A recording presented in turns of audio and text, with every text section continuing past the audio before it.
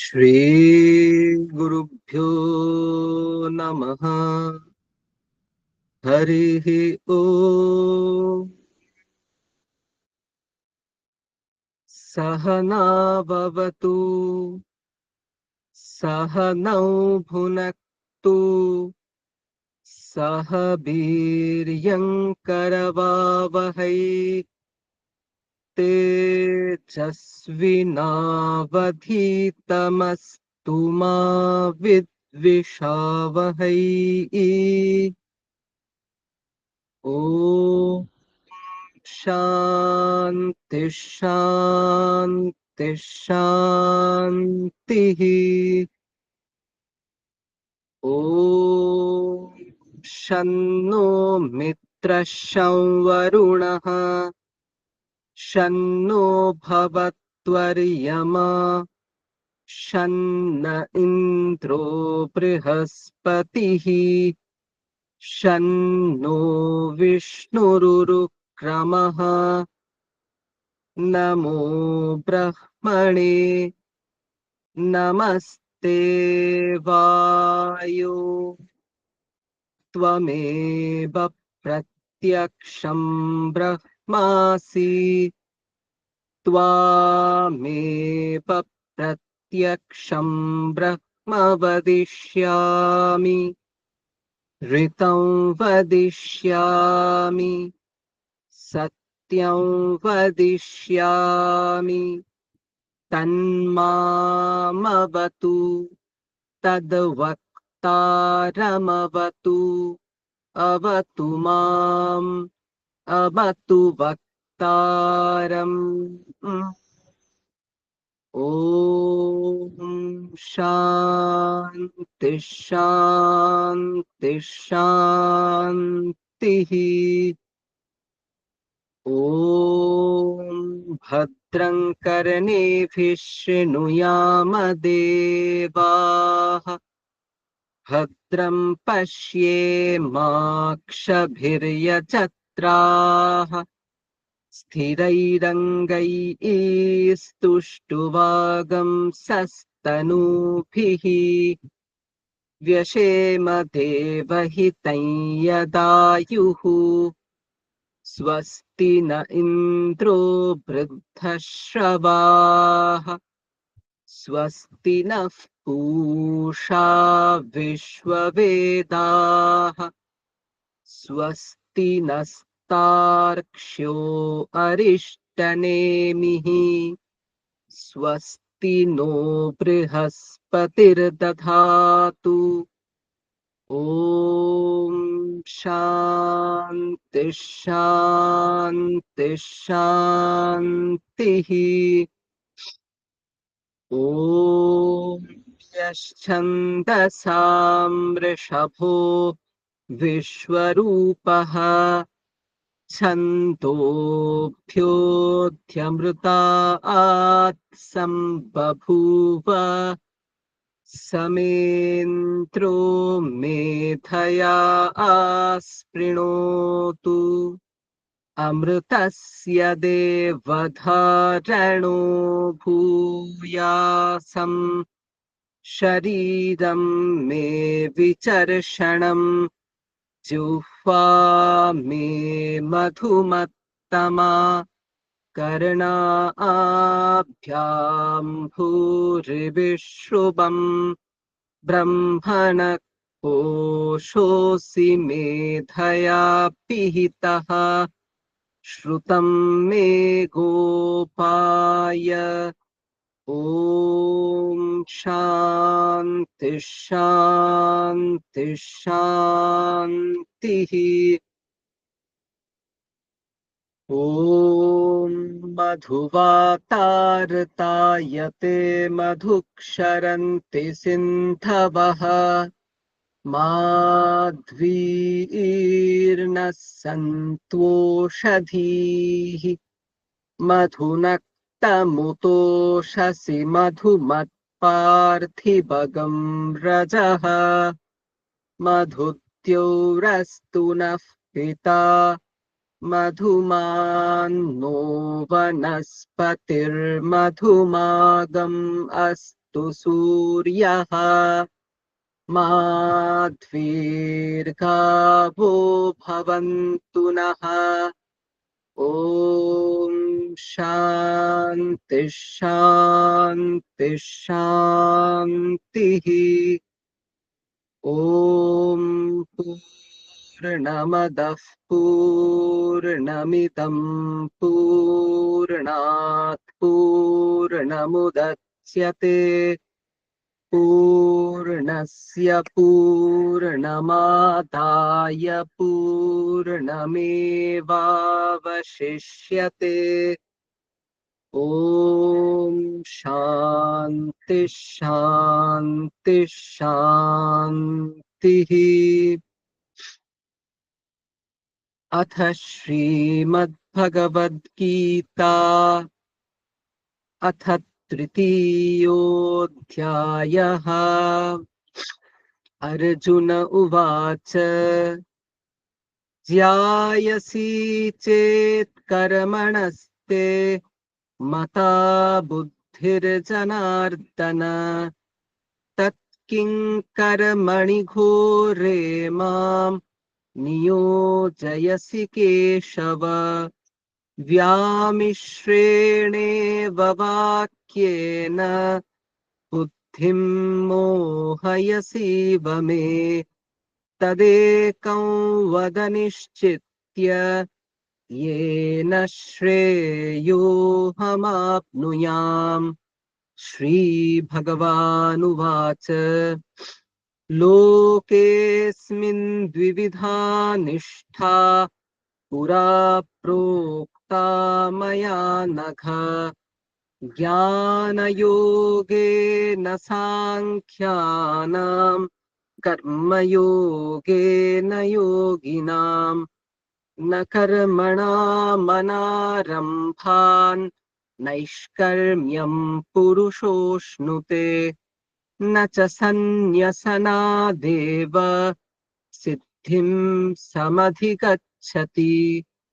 न हि कश्चित् क्षणमपि जातु तिष्ठत्यकर्मकृत् कार्यते ह्यवशः कर्म सर्वः प्रकृतिजैर्गुणैः।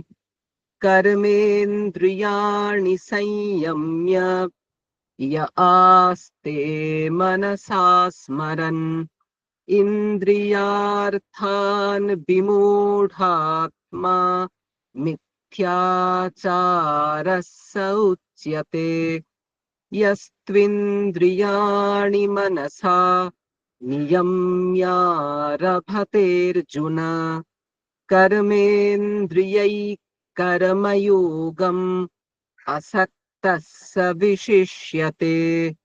नियतं कुरु कर्म त्वं कर्म ज्यायो ह्यकर्मणः शरीरयात्रापि च ते न प्रसिद्ध्येद कर्मणः।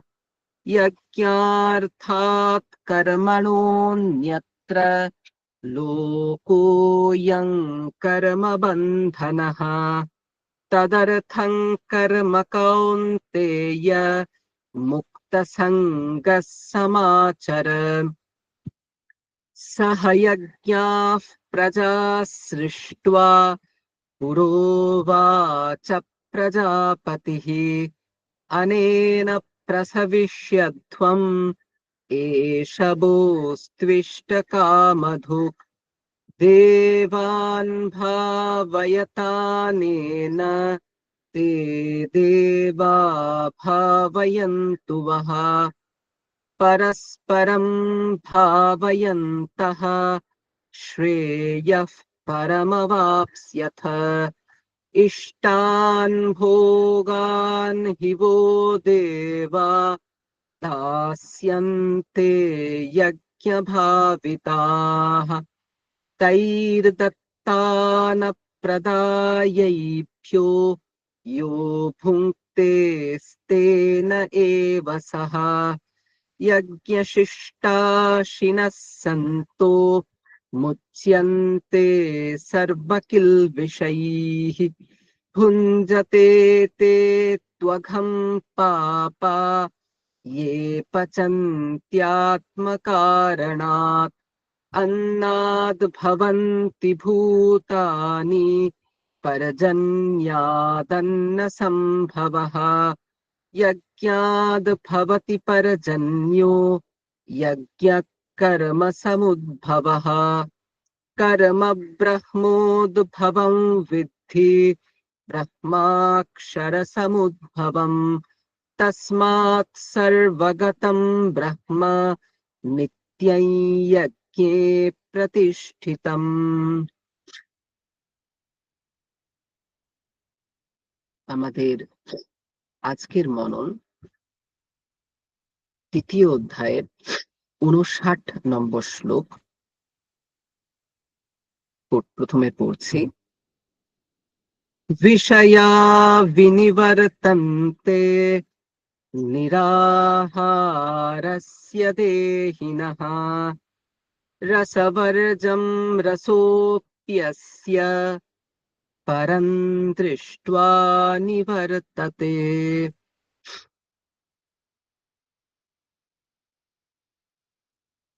বলা হচ্ছে নিরাহারস্য দেহিনঃ বিষয়াঃ বিনিবর্তন্তে। এখানে খুব মজার একটা কথা আছে এবং আমাদের বেশ ভালো লাগবে, কারণ আমরা কখনো এইভাবে এই বিষয়টাকে অন্তত দেখিনি। এটা হচ্ছে আহার শব্দটা। আহার বলা হচ্ছে আহ্রিয়তে ইতি আহারঃ। যা কিছু আহরণ করা হয় সবই হচ্ছে আহার। বাহ্য জগৎ থেকে ইন্দ্রিয়ের মাধ্যমে আপনি যা কিছু আহরণ করেন সবই হলো আহার। যেমন আপনি রসনেন্দ্রিয়, মানে আমাদের যে জিহ্বা, সেই রসনেন্দ্রিয়ের জন্য আপনি খাবার গ্রহণ করলেন, ভাত খেলেন, অন্য পনিরের তরকারি খেলেন, শাকের তরকারি খেলেন, পছন্দের কোনো ডিশ খেলেন। এটাকে আমরা আহার বলি কেন? কারণ এটা ইন্দ্রিয়ের দ্বারা আহৃত বলে, ঘ্রাণেন্দ্রিয়ের দ্বারা আহৃত বলে, পানি হস্ত ইন্দ্রিয়ের দ্বারা আহৃত বলে এটি আহার। সেরকম যদি আপনি চোখ দিয়ে সুন্দর বিষয় দেখেন তাহলে সেই সুন্দর রূপ হলো আহার, কারণ চক্ষুরিন্দ্রিয়ের মাধ্যমে আপনি আহরণ করছেন বিষয়টিকে। আপনি কান দিয়ে যখন শুনছেন, শুভ কথা যখন শুনছেন, তখন সেই শুভ কথাও হলো আহার, কারণ কর্ণেন্দ্রিয়ের মাধ্যমে আপনি তাকে আহরণ করছেন। আপনি স্পর্শের মাধ্যমে বাহ্য জগৎ থেকে যা আহরণ করছেন তাও আহার। বা যে সুন্দর গন্ধ আপনি ঘ্রাণেন্দ্রিয়ের দ্বারা আহরণ করছেন তা খারাপ গন্ধ, তাও হলো আহার। সুতরাং বাহ্য জগৎ থেকে ইন্দ্রিয়ের মাধ্যমে যা কিছু আহরণ করা হয় সমস্তই হলো আহার। ছান্দোগ্য উপনিষদে পরিষ্কার বলা হচ্ছে আহার শুদ্ধ সত্ত্ব শুদ্ধি। মনের শুদ্ধি কখন হবে? না আহার শুদ্ধি হলে। তারপরে আহার শুদ্ধিকে আমি কেমন বুঝেছি? আমি দারুণ সাত্ত্বিক খাবার দাবার খাচ্ছি, খেয়ে আমি তারপরে যত অন্যায় কাজ করছি, আমার কি কিছু সত্ত্ব শুদ্ধি হবে? হবে না। কারণ আহার শুদ্ধি মানে শুধু খাবার শুদ্ধি হলে হবে না, শুধু একটা ইন্দ্রিয় দিয়ে ভালো বিষয় আহরণ করলে হবে না, সমস্ত ইন্দ্রিয়গুলো দিয়েই ভালো আহার, ভালো বিষয় আহরণ করতে হবে। ঠিক আছে? এখানে তাই কি বলা হচ্ছে যে আমরা যখন বলি আহার শুদ্ধি, ভাববেন না আহার শুদ্ধি মানে শুধু খাবার খেতে হবে, সাত্বিক খাবার খেতে হবে, মাছ মাংস ছাড়তে হবে, তা না কিন্তু। আহার শুদ্ধি মানে চোখ দিয়ে ভালো বিষয় গ্রহণ করতে হবে। এই জন্য আছে না, ভদ্রম কর্ণেভি শৃণুয়াম দেবাহা, আমি কান দিয়ে যেন ভালো কথা শুনি, আমি চোখ দিয়ে যেন ভালো বিষয় দেখি। কেন? যাতে আহার শুদ্ধি হয়। ঠিক। বেশ, এখানে কি বলা হচ্ছে, দেহি নাহা, দেহ বিশিষ্ট, অর্থাৎ কোন জীব, সে যদি নিরাহার হয়, অর্থাৎ বিষয় গ্রহণ না করে, সেটা দুই ভাবে হতে পারে। হয়তো কোনো তপস্বী, সে ইন্দ্রিয়গুলোকে নিয়ন্ত্রণ করেছে, বিষয় ভোগ করছে না। অথবা অসুস্থ ব্যক্তি, যে বিষয় গ্রহণে অসমর্থ, ধরুন কেউ অজ্ঞান হয়ে গেছে, তাহলে তো সে বিষয় গ্রহণ করতে পারছে না, সে রোগের কারণে অজ্ঞান হয়ে পড়ে আছে, অচেতন হয়ে পড়ে আছে, সে কোনো বিষয় গ্রহণ করতে পারছে না। তাহলে তো তার বিষয় গ্রহণ না হওয়ার কারণে সে তো সাধকের স্তরে চলে গেল। বলছে না না না না, তার বিষয়াসক্তি দূর হয় না। তার বিষয়ের প্রতি যে আসক্তি, বিষয় ভোগ করার যে আন্তরিক স্পৃহা, সেই স্পৃহা দূর হয় না, এটা রয়ে যায়। আবার যখন সেই রোগ নিবৃত্ত হয়, তার কিন্তু বিষয় স্পৃহা জাগরিত হয়। এটা খুব সোজা, জানেন তো, অনুভব করা যায়। যখন আমরা রোগগ্রস্ত হই, তখন কিন্তু আমাদের কোনো বিষয় গ্রহণের ইচ্ছা থাকে না। কিভাবে রোগটি সারবে, আমরা সেটুকু নজরে রাখি। তারপরে যেই রোগ সেরে গেল, যেই আমি স্বাভাবিক হয়ে গেলাম, সেই যত ধরনের কামনা বাসনা আবার মনকে আবৃত করলো। ঠিক আছে? সুতরাং নিরাহার হলেই যে বিষয় স্পৃহা দূর হবে, আমি বিষয় গ্রহণ করছি না মানেই যে আমার অন্তর শুদ্ধ হয়ে গেছে, বিষয়ে আসক্তি দূর হয়ে গেছে, এমনটা নাও হতে পারে।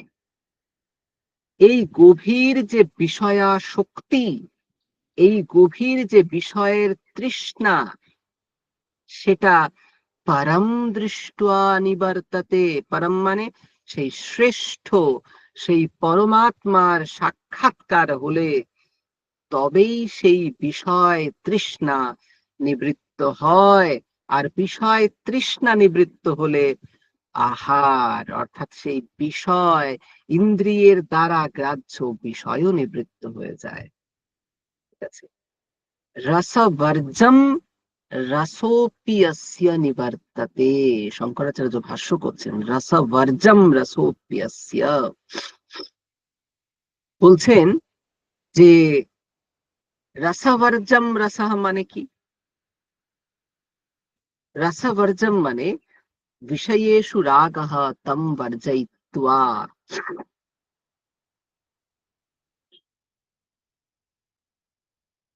মানে বিষয়ে যে অনুরাগ, সেই বিষয়ের অনুরাগ বর্জন করে, রসবর্জম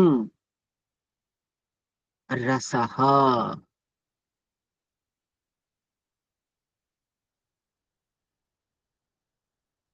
এখানে রস শব্দের অর্থ কি করছেন? রসহ রঞ্জনা রূপঃ সূক্ষ্মঃ অস্য যতেঃ। রস বলতে এখানে বিষয়ের অনুরাগ পরিত্যাগ করা হয়েছে। ঠিক আছে? তারপরে যে হৃদয়ে সূক্ষ্ম আহ বিষয়াসক্তি, ঠিক আছে, সেটিও দূর হয়ে যায়। কখন?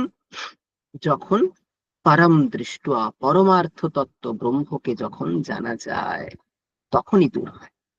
ঠিক আছে?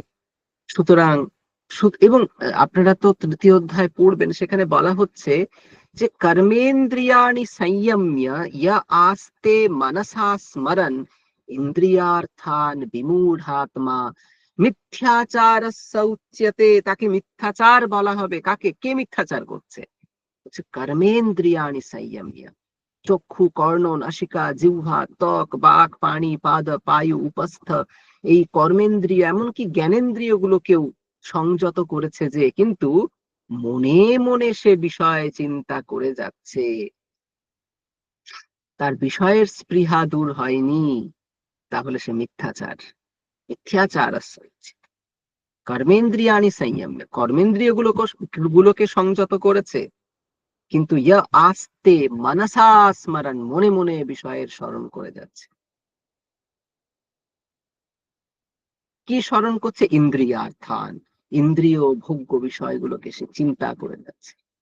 সেই বিমূঢ় আত্মা, যে সেই মূর্খ যে ব্যক্তি, তাকে মিথ্যাচার বলা হয়। সে মিথ্যাচরণ করছে। ঠাকুরের একটা গল্প আছে, খুব সুন্দর।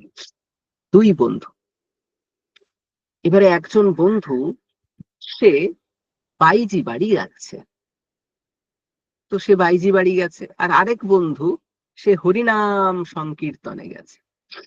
তো যে হরিনাম সংকীর্তনে গেছে, তার মন পড়ে আছে ওই বন্ধুটার দিকে।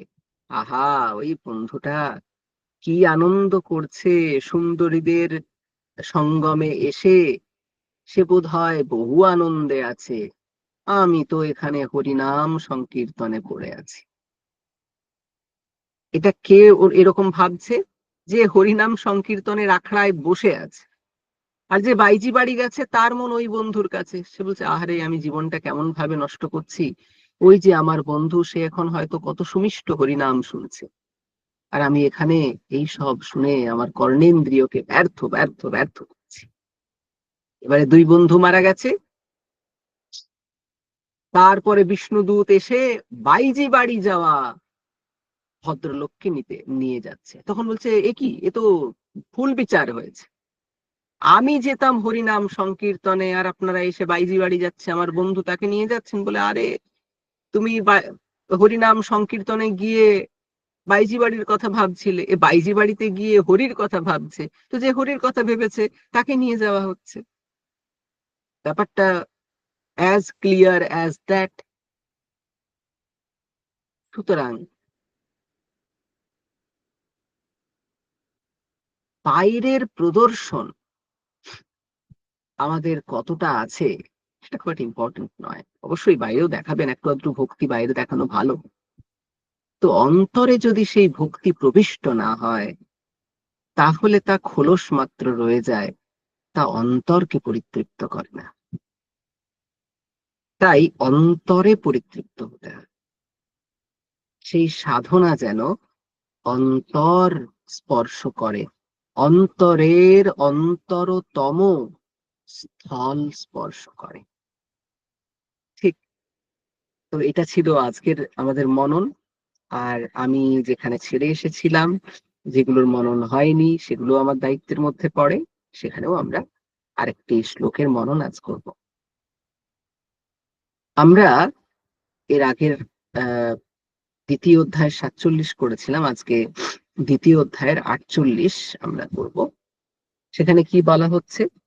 যোগস্থ যোগস্থ কুরু কর্মাণি সঙ্গং ত্যক্ত্বা ধনঞ্জয় সিদ্ধ্য সিদ্ধ্যোঃ সমো ভূত্বা সমত্বং যোগ উচ্যতে। এখানে বলা হচ্ছে কিভাবে কর্ম করতে হবে। যে হে ধনঞ্জয়, হে ধনঞ্জয়, ধনঞ্জয় অর্জুনকে বলা হয়। তিনি যুদ্ধ করে যুধিষ্ঠিরের জন্য বহু ধনসম্পদ অর্জন করে এনেছিলেন, তাই তাকে বলা হয় ধনঞ্জয়। ঠিক আছে? যে হে অর্জুন, তুমি এই যে তোমার কর্তব্য, সমাপতিত পবিত্র কর্তব্য স্বধর্ম পালন কিভাবে করবে? বলা হচ্ছে যোগস্থ কুরু কর্মাণি, তুমি যোগস্থ হয়ে কর্ম করো। এবং এই যোগস্থ এর ডেফিনিশন শঙ্করাচার্য অপূর্ব করছে। এই যে যোগস্থ কুরু কর্মাণি, যোগস্থ এর অর্থ কি? শঙ্করাচার্য বলছেন যে কেবলম ঈশ্বরার্থম, যে এই যে কর্ম করছো সেটা শুধুমাত্র ঈশ্বরের জন্য করছো, এটা ভেবে কর্ম করাই হচ্ছে যোগস্থ হয়ে কর্ম করা। সুতরাং যোগস্থ মানে একদম ধ্যানে চলে গেল, তাহলে কি করে কর্ম হবে? ধ্যানে চলে গেলে তো আর কর্ম হবে না, তখন তো বাহ্য ইন্দ্রিয়গুলো একদম নিয়ন্ত্রিত হয়ে গেছে। তার মানে কি, আমরা যখন কর্ম করব আমরা একদম ধ্যানে চলে যাব। ঠিক আছে, ধরুন আমি অফিসে কাজ করছি, আমি অফিসে একদম ধ্যানে চলে গেলাম, অফিসের কাজগুলো হবে কোথা থেকে? যোগাস্থা কুরু কর্মাণি মানে কি, মানে হচ্ছে এখানে যোগ বলতে বোঝানো হচ্ছে কেবলম ঈশ্বরার্থম কর্ম, শুধুমাত্র ঈশ্বরের জন্য কর্ম করছি। আর কোনো বাসনা নেই, ঈশ্বরের জন্য কর্মফল ঈশ্বরে অর্পিত। এবং আমি কন্টিনিউয়াস এটা ভাবছিও না, আমি না কর্মফল ঈশ্বরে অর্পণ করেছি, আমি না কর্মফল ঈশ্বরে অর্পণ করেছি, এটা কন্টিনিউ ভাবলেও কিন্তু ওটাও এক ধরনের আসক্তি। তাই বলা হচ্ছে তুমি কেবল ঈশ্বরার্থে কর্ম করো, এবং এই ঈশ্বরার্থে কর্ম করার সময়েও ঈশ্বর আমার প্রতি প্রসন্ন হন, আমি ঈশ্বরের জন্য কর্ম করছি, এরকম ভাবতে থাকবেন না। এরকম আশাও ত্যাগ করতে হবে।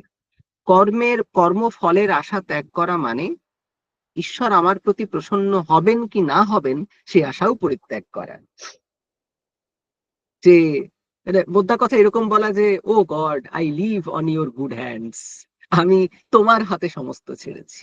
ও আমার, তুমি প্রসন্ন হবে কি না হবে সেটাও আমি জানি না, আমি শুধুমাত্র তোমার প্রসন্নতার জন্য কর্ম করছি, আমি এটুকু জানি, ব্যাস এইটুকুই, ফুল স্টপ, ওখানেই পিরিয়ড, ব্যাস ওইটুকুই। তো সুতরাং যোগস্থ কুরু কর্মাণি, তুমি যোগস্থ হয়ে কর্ম করবে, অর্থাৎ ঈশ্বরার্থে কর্ম করবে। আর দ্বিতীয় হচ্ছে সঙ্গম ত্যক্ত্বা, সব রকম আসক্তি পরিত্যাগ করে। এমনকি এই কর্মটাকে আমি না, এই কর্মটাকে একটু মেটেরিয়ালাইজ করব, এই কর্মটাকে একটু মানিটাইজ করব, এইসব নয়, কোনো কিছুই নয়। আমি এখানে অর্থ চাই না, আমি এখানে কোনো কিছু চাই না, যশ চাই না, এমনকি ঈশ্বরও পরিতুষ্ট হবেন কিনা আমি জানি না, আমি সেটুকুও চাই না।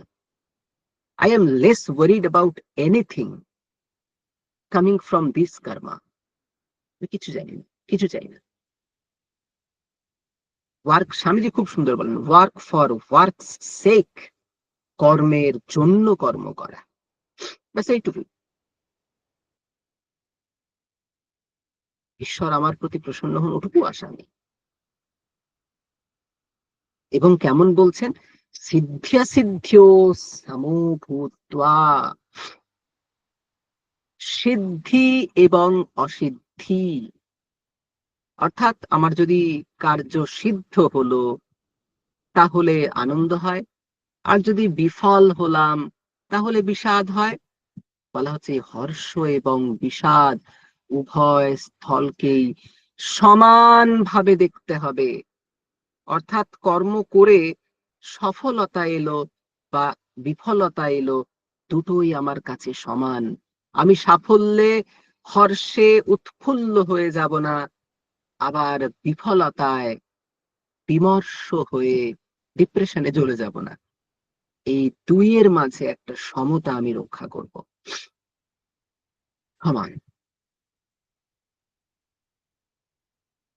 এই সামাত্বম যোগ উচ্যতে, এই যে বলছি না অর্জুন, যোগস্থ হয়ে কর্ম করো, এই যোগটা কি? এই যে সমভাব, এই যে মনের নির্বিকার ভাব, কি ফল এলো আমি সেটা নিয়ে চিন্তিত নই, আমি শুধু কর্মটুকু করব। তার ফল কি এলো আমি সেখানে আমার কোনো, আমি ঈশ্বরে অর্পণ করে দিয়েছি, ফল ঈশ্বর বুঝে নেবেন। ঠিক আছে, তো এই যে ফলের দৃষ্টিতে, ফলের ক্ষেত্রে মনের যে সমভাব, যে সমতা, এটাই হলো যোগ। মেইনটেইন দ্যাট, এই সমতাটাকে মেইনটেইন করো অর্জুন, যুদ্ধ করো, ওটা তোমার সমাপতিত কর্ম, তাতে সফলতা এলো কি বিফলতা এলো এটা নিয়ে চিন্তা করো না অর্জুন, তুমি ঈশ্বরে তোমার কর্ম অর্পণ করো। ঠিক আছে, তো আমরাও যেন ঈশ্বরে সমস্ত কর্ম ফল অর্পণ করে নিশ্চিন্তে কর্ম করতে পারি, আমাদের সমস্ত কর্ম যেন ঈশ্বরের পূজা হয়ে ওঠে, এবং তার মাধ্যমে আমাদের দিন যেন ঈশ্বরময় হয়ে ওঠে, ঈশ্বর মঙ্গলময়, তাই আমাদের দিনও মঙ্গলময় যেন হয়ে ওঠে। এই প্রার্থনা রেখে আমরা আজকের উপাসনা শেষ করছি। এরপরে আপনারা প্রাত্যহিক ধ্যান, জপ, শরীরচর্চা ইত্যাদির মাধ্যমে আজকের সুন্দর দিন শুরু করুন। সকলকে সুপ্রভাত।